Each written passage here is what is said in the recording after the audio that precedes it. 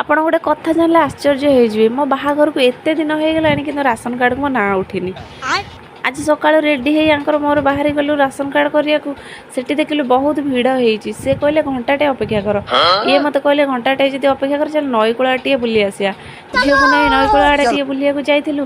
ସେଠି ଏତେ ପାଣି, ଗଛ ବୁଛ ଆଉ ଡଙ୍ଗା ଦେଖିକି ଗାଁର ଦୃଶ୍ୟ ସତରେ ମନଲୋଭା। ଆମ ଝିଅ ଖୁସି ହେଇଯାଇଥିଲା।